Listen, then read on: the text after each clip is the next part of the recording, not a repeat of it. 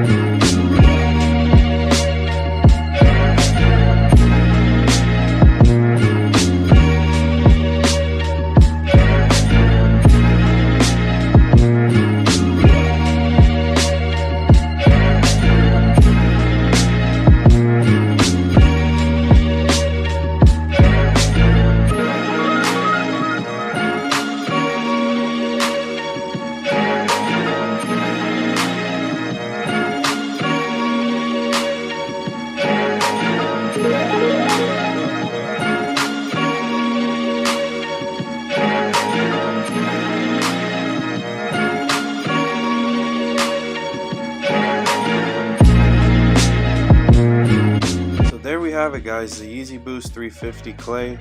What do you guys think? Let us know in the comments. Were you able to cop or not? I saw a lot of people were having issues online with Yeezy Supply and other boutique websites. Let us know. Personally, might not wear this. It might be a little too loud, but definitely appreciate what they're trying to do with it. But again, let us know what you guys think in the comments, and as always, thank you for cooking with us and stay safe. Peace.